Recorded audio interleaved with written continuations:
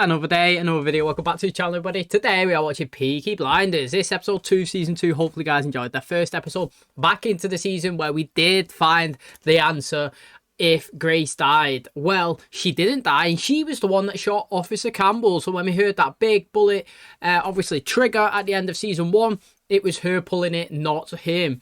Now, I thought he actually died himself because obviously he fell on the floor, he was bleeding out. But nope, he's still alive and he's still causing chaos. And what's interesting, mate, is that he's kind of wanting to hire Tommy for a job that he's doing. And then at the end, he's been given the green light, the thumbs up to make him indisposable, mate. He's been given the green light to kill him after he's used him. So this is going to be really interesting because obviously the last episode we seen the Shelbys wanting, well, Tommy and Arthur wanting to expand the business. They want to venture out into London and obviously raise the empire as far as they can take it. Well, Johnny's got concerns of this, and obviously he's saying, what's the point, mate? We're making £150 a day. We have no need to go out and obviously expand and cause trouble with other rival gangs, but they've not listened. You know, they haven't. They've gone to London.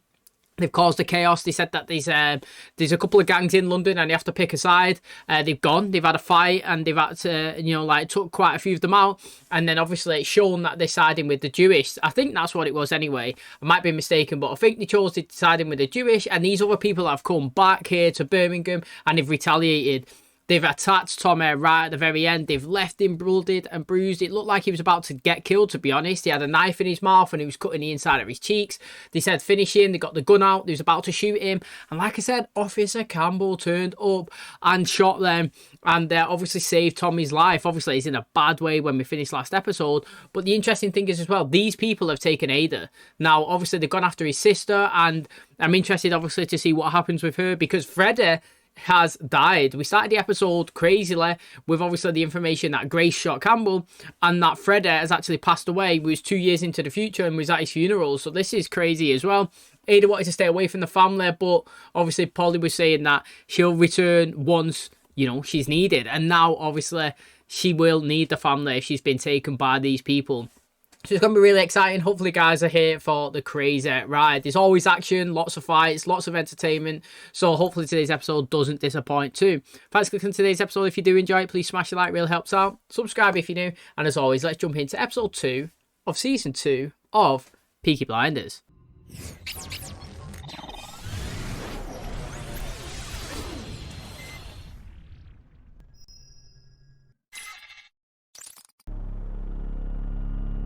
Interesting how we started with that straight away. Oh. We work with Tommy for Peaky Blinders. Oh. My name is not Shelby. Are you not gonna thank me for saving your life? 3 nights ago, it was a murder. A man named Duckin. I know it was you who carried out the murder of Mr. Duckin. By the way, Grace, she went to New York, a place called Poughkeepsie. Imagine being shot by a woman. Hurts the same as being shot by a man. Just a bit more shameful. Can charge you with murder at any time and provide 2 unpackable crime witnesses whose testimony will lead you directly to the gallows. I'll be in touch the moment I hear you can piss standing up, and then I'll send you your instructions. So he's saying that he's been following him for ages. That's what I was saying then. How does he know it was him that carried out that murder? Was it process of elimination? But no, he said that this has been a plan that he's had in motion for time and he's had people watching him. So he's obviously seen it happen and obviously knows where the body is. Get that oil you put on the legs and I go lame. Are you fucking mad, The oil, yellow stuff, go on. They said you'd be in for another 3 weeks. I need to get on a boat to London. I need to sleep in the open air and feel the boat under me, Charlie. Oh, Tommy, you're just like your mother. You have a boat yet? 4 days to get to London.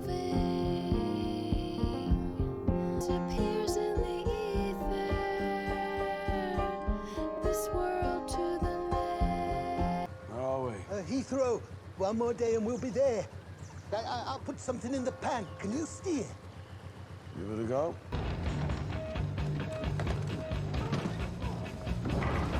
You on your own? Think so. Oh, you're a brave lad, ain't you? You want to take a look at my bakery? Fucking hell, it's Tom Hardy. Bake all sorts here, mate, yeah. What would you like, brown or white?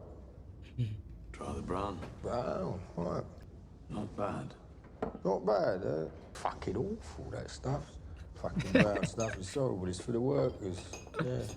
You're all gypsies, right? So what do you live in, a fucking tent or a caravan? I came here to discuss business with you. They say you had your life saved by a policeman. I have policemen on my payroll. Well, I don't like policemen because policemen, they can't be trusted. I once carried out my own personal form of stigmata. I pushed his face up against a trench and shoved a 6-inch nail up his fucking nose and I hammered it home with a duckboard. It was fucking biblical. Very simple. You want to sell me something. We joined forces. Fuck off. No. Categorical. Your distillery provides 1/10 of your income. Shouldn't there's another 10% on the rest you make from the racetrack. Mr. Sabini is running all your bookies off your courses, closing down the premises that take your rum. I can offer you 100 good men, all with weapons, and a new relationship with the police. Didn't even They flinch. said I shot you already, right? In the fucking face. And the bullet goes bone, mush, bone cabinet over there. Oh, look at this. That's well good. I cut that cabinet in half tonight and I put it into a barrel. And I sent this barrel off to Mandalay. Would you like to go? No. You know, I always thought that you'd have a great big fucking gold ring in your nose. He's open to it. Yo, mate. Perception. Do you know what I'm saying? So, like, when we first kind of saw Tom Hardy then, I have no idea what his name is, but it's Tom Hardy. When we first saw it, he's walking all like hunchy back and he was like speaking kind of like calm. And like, mate, the guy's a big boy gangster kind of, you know, like wanting to fight against, well, he wants to rise to the top of London. And it's like, how intimidating did he go from being, he went from just being like, all right, normal to like, well intimidating. Tommy looks scared. And like, he's saying that this guy, I forgot the guy, Sabina, is that his name from the last episode? That basically, Sabini and him are working against each other. They obviously want a rule. He's saying that Sabini's closing down all of the racetracks, or taking over, which is losing his income. He's saying 80% of his income comes from there, and the guy's taking over them. And also, all of the places, I don't know, what did he say, shops or something, that he's selling his stuff, he's also closing them down, which is making it harder for his sales. So basically, the guy's ruining his business. But what Tommy is offering is the Peaky Blinders for protection, so that they can, offer 100 good men and weapons and police on their side as well. Now, what's interesting is when you look at all businesses in all of these like gangster shows that you've seen, it always starts with an absolute intense like interview / proposal phase like that, where it looks like somebody's life's on the line. Like, if you think about it, Tommy's going in there knowing that it's either life or death, and that is pretty much it. There's no beating around the bush. It could either go perfectly or it could go horribly wrong and you're coming out dead. So it's a risk. But mate, I'm well excited. Imagine Tom Hardy becomes part of like a main role in this. I've got 2 amazing actors. That'll be 2 absolute amazing. I'm not saying everybody else isn't good, but these are levels. You know what I mean? There's levels and them 2 are high. When will you understand? I just want you all out of my life. Ada, look at us. Yeah, well, next time I'll be ready. In fact, I want them to try again, because I'll shoot their balls off. Fucking Get go away away. from me, I'm late for work. All right, fine. I've got a lot of money coming in that I can't put through the banks. My accountant says the best thing is to buy property for cash. A Smart. whole house. It's all yours. The police are here. Tell them to wipe their feet. I have a boy in the juice rum house. Gypsy went to meet Solomon's, and after, they drank whiskey, shook hands. Que dobbiamo ascoltare questo inglese di mer. So you've got his fucking photo. If he shows his face in Camden Town, your cop is lifted. Mr. Sabini, we'll do everything we can to deal with this man. And until you've been fucking got at. No, you're being ridiculous. Somebody's fucking sat you down. Fight! That's good acting, that, isn't it? Do you know what I think? It goes like from dead quiet to dead rapid, intense rapid. When do you get back? Didn't want to miss your birthday, Paul. Where are we going? To unwrap your birthday present. For you. Yeah. You said you were going to buy Ada a house. Yep, that's right, I did. Just had a bit of cash left over. You love gardens? You can grow roses, Paul. I don't know, have a piano. Have people round, I can have a sing-song. Hey, Esme's all right, you know. She's got a good heart. I'm gonna find your son and daughter, and I'm gonna bring them home. Yeah. That's what this house is for. That house is worth absolute banking it in London. 4 stories. Can you hear that? Silence at last. And it belongs to us. Mommy, what's in there? It's all the way from America, New York. Somewhere called the Cape Sea. Grace. And the decorators doing the garrison one paying. Dear Mr. Churchill, I've been approached by an agent of the Crown. Carry out a task as yet unspecified. Churchill, you should know that I am a former British soldier, and if you look at my war record, you will see that I fought bravely at Verdun, and that was Somme. I read that you fought bravely, Mr. Churchill. Therefore, I hope I will be treated in any dealings we have with a degree of respect. Hands up in this room, those who were at the Somme. Those who were at the Battle of Verdun. He has asked that the Colonial Office grant him an Empire export license. These demands, by comparison, are slight and easily met with a few quiet words over lunch with the appropriate ministers until the deed is done. Agreed, Major Campbell? And then I can proceed as discussed. So there you go then. So pretty much Tommy is getting his wish. He's able to send his exports out to different continents around the world, obviously distributing and obviously expanding his empire, but on the condition, which he may not know, that it's only for the time that he's still alive, carrying out this deal for Campbell and obviously for Churchill. And then after that, he's just confirmed, you know, they'll still go ahead and kill him. I'm saying that's not going to happen, but it's going to be interesting to see, because his letter to Churchill was good. He played on the heartstrings. You know, I've been to 2 wars, so to speak. I've been to here and here. Churchill's asking, how many people have been to this one? Half the room. How many people have been to this one? Half the room. How many people have been to none? You, Officer Campbell. Do you know what I mean? And then we also had, you know, him saying, I've got this medal, this medal, and this medal, and I fight for my country. And from soldier to soldier, I hope that you respect me and treat me the way we deserve to be. I asked for a small bit of like expansion in my business to carry out whatever task it is you want us to do. And also, they want him to assassinate somebody. That's what it is. But who? It's got to be someone of a massive, massive stature for him to obviously hire somebody like this and go through with it with these demands. Well, requests. Mrs. Johnson, I'm from Birmingham Council, Baldley Parish. Not from the council. Something isn't right. What does he know, Mrs. Johnson? He knows his mother couldn't cope. Not a way to approach it though, is it really? Your real name is Michael Gray. No. The real mother wants to see you. Her address is on the back of this card. She just wants to talk. Go away. Come on, Henry. That was a pretty tight way to approach him though, wasn't it?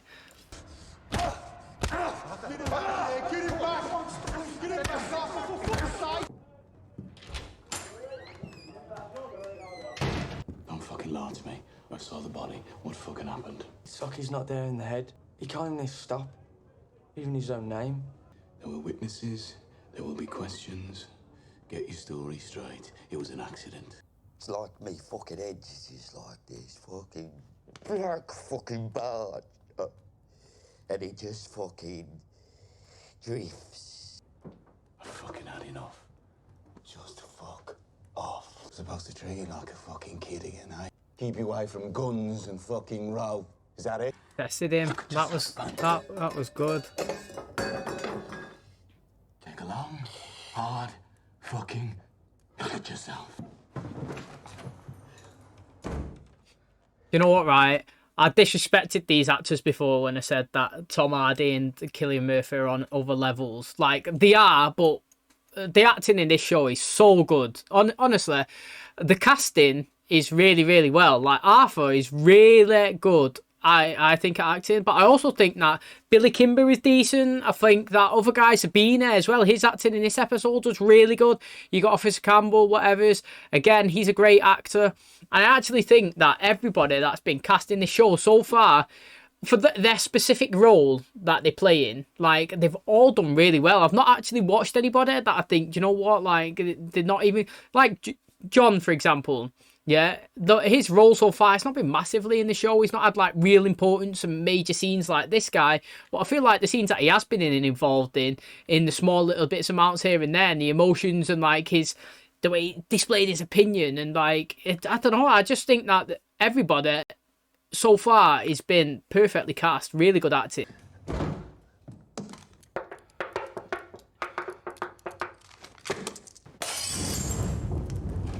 How much is Thomas Shelby paying you in bribes per week? Shelby is a worm and feeds off the rotten parts of your mind. But as of this moment, you are now back on the side of the angels. Polly, these are the files for Michael and Anna Gray. What you saw in your dreams was right.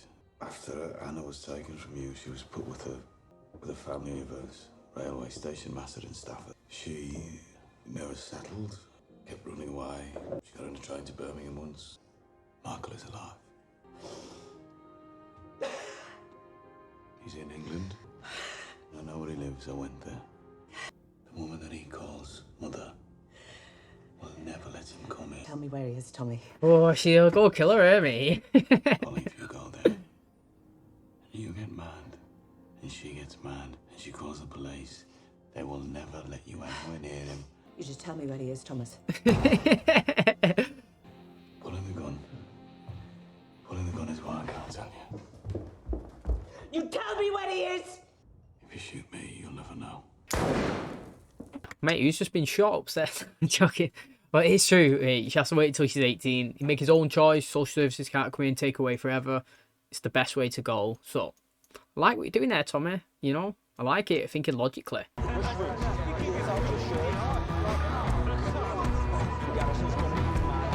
What's wrong? Why aren't you ready? The garrison? The reopening of your pub? Sometimes, when we boys feeling blue, this is what we do. Yo, is this the first time he would have been introduced to drugs? Look at him absolutely wired, wasn't it, mate? Look at him now, look how high. Tokyo. It's fuel for races, eh? You've seen its outdoors after a race. Grand openings of race days only, brother. He reckons coming in the back, like Campbell or what? Somebody's got him. Oh, he's reminiscing. Good old times. I want to read a letter, actually. He got one, didn't he, from New York? Savage that, innit?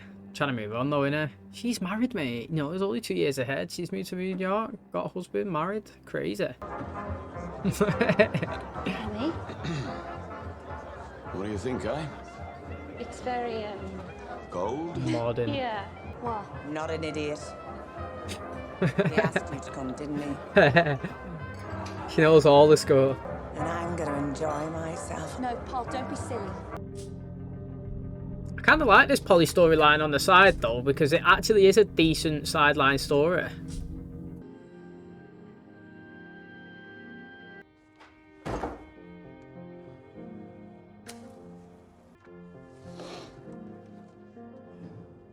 He's come and found her himself. I came last night, but there was nobody here. What do you want with Elizabeth Gray? I think she might be my mother. Decent, you know. She was kind of not out of control. That's not really the word, you know what I mean? But she was kind of spiraling a little bit. That's probably more like more accurate, as if like, you know, she was full of emotion. It was confirmed that the vision that she's been having of a daughter, you know, the dream that she's there on her 18th birthday or something, that she's died, is actually true. So like, it wasn't even BSing what she was seeing. Now, the medium said that she was dead as well, though. But then she was also told that the medium chats, you know, they were saying that, you know, she was lying, her husband's in it, moving the glass. But it turns out that that is actual factual evidence. So I wonder if they was chatting or not. Do you know what I mean? That's an interesting one to look at. But one of two is alive. Now, obviously, I'm not saying that's a good, a good return. But if you've got two kids that are lost in the whole complete entire world and you manage to at least find one, that's pretty decent, to be fair. Like, I know it's devastating that one's passed away, but before you had none. You had no idea where to find them, no idea if he was alive, no idea how they'd been brought up, and now you've got one here. Tommy, rightfully, didn't want to give her the information of where he was. You could see that the mum, his, like, mum, foster mum, whatever you want to call him, adoptive mum, was reluctant to obviously let Tommy speak to him, to give the information, but he's obviously got it. You know, did Tommy give him the card? I don't even know if he did. Like, I feel like she was like bashing it away or something. He didn't chase after him either. But Tommy, like I say, he didn't want to give the location because she'd just go over, she'd cause a fuss. If she asked to see him, she'd say no, they'd start fighting, the police would come over, she'd get banned then or whatever. She'd be like, look mate, you know, you're never going to be able to see him again. We've moved him once, you've come and found him, you caused a ruckus, do you know what I mean? Now we're going to have to move him again and you're never going to obviously find him. Now obviously he was saying just wait until he's 18, he's old enough, he's a man, he could do whatever he wants, you can go and find him, nothing will happen to you. But the interesting thing is, like I said, she was spiralling a little bit. She's gone out, she's getting drunk, she's not speaking to anyone. They brought Ada back to try and get something out of her, it didn't work.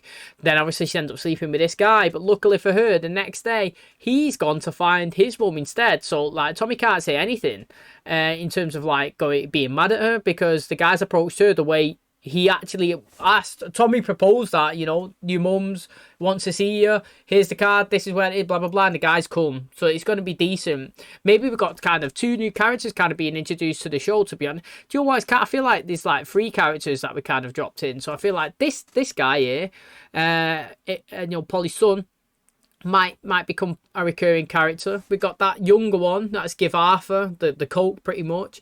He's been in it. He sat at the family table, I think, last episode as well. And obviously he's been in it today. And we've got Tom Hardy. He's part of a clan, not a group, gangster, whatever. Seems like him and Tommy have cut a deal. Maybe he comes part of it as well. Because, like I said, mate, this show is decent. And I heard that all 6 seasons are actually amazing. Is it 6 seasons? I think there is. I've heard all 6 are actually amazing. Like, not one crap one. I think it just gets better. So, again, the more people that come in, the bigger cast members, great storylines. I'm excited. Okay, so that's going to wrap up episode 2, season 2 of Peaky Blinders. Hopefully, guys enjoyed it. It looks like Tommy has successfully joined forces with another gang / crew in London. And who would have thought it would have been Tom Hardy's as well? When he was kind of first introduced at the start, I don't know, he kind of looked like he was going to be a quiet guy who just runs a distillery, but no, mate, he's a big, scary dude. And obviously, like I said, mate, when you come into these situations, when you offer proposals to other, like, gangs / businesses, like, you see the intensity. Tommy was going in there knowing that pretty much it was a life and death situation. He had a gun pulled on him, didn't even flinch. His eye looked really good as well. It was all, like, red. He was kind of scared, definitely, because his nose started bleeding as well. But it was said that Tommy was seen leaving by Sabini's informant, mate. He's got one inside of his crew, Tommy's crew. Well, Tom Hardy's crew. And he said that they ended up hugging and doing like this peace sort of thing and having a drink together. And obviously Tommy left successfully unharmed. And it's interesting that Sabini's got people on the inside. Now, obviously, he's trying to get the police to go and arrest Tommy if he ventures out in certain parts of London. But then obviously something that the copper said, it made him think that Tommy's got to him first and he's fuming. Tommy's given Ada a house as well, a 4-story one in London. He's been told by his accountant that the best way to spread his money really is to buy assets and then obviously keep those assets. He's still got value. Obviously they may up and down a little bit, but it's still a big asset. You buy it for 1 mil and then it goes 950k. Still got that 950. If you got it in your bank and people come after you, they could take it. So again, pretty good advice really. He's also bought Polly a house as well. She's been in search for her 2 kids, hasn't she? We just discussed that then. You know, it's not great that one of them's died, but finding one out of none when you've not had them for all of your life pretty much when it was stolen from you is a pretty decent, to be honest. And obviously he's come in search for her as well, which is good for her to know that she's actually wanted.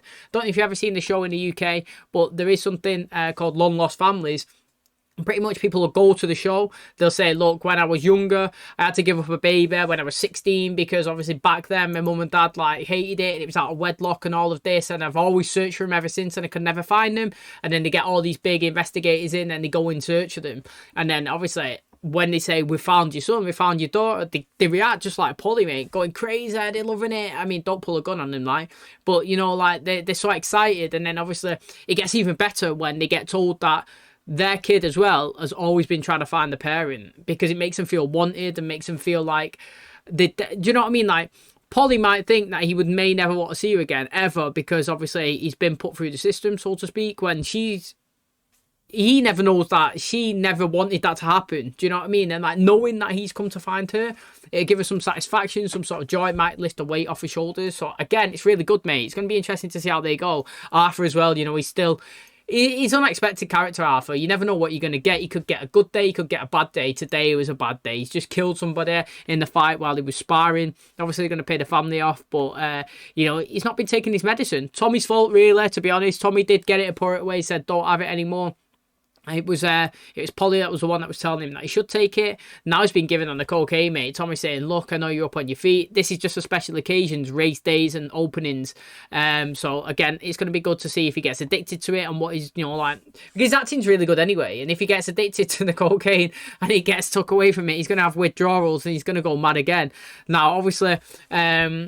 Inspector Campbell, he's been speaking with Churchill, and he's pretty much, well, Tommy wrote a letter to Churchill, didn't he? He was saying, look, mate, you know, I'll do this thing to you, but I want you to respect me. We're both soldiers, we both fought for England, we've both been in the wars, and I'll do whatever it is that you want me to do, as long as, like, you help me in my business expand around the continent, dropping off at different shipping yards. Campbell's not happy about it. He's obviously mad. He's been saying you can't work with this guy. He's a criminal. He's a gangster. Churchill's turned around and said, look, mate, we only plan to work on him. This deal's open until the time that he does a task for us, and then you can carry on with whatever you want to do. Give him the rope. We can go for it. So like I said, mate, today's episode was really good. We've set up loads of different things. New characters like Tom Hardy, like I said, and his crew introduced. I'm expecting, you know, more action and more craziness to come. And like I said, mate, the show's really good. Every episode that you watch is entertaining, whether it's high action or great acting, you're always delivering. And yeah, like I said, I can't wait for the 3rd episode. So thanks so much for checking out the video today. Hopefully you guys did enjoy it. If you did, please smash that. Really helps out the channel. Subscribe if you're new, and as always, I'll catch you in the next one. Cheers, guys.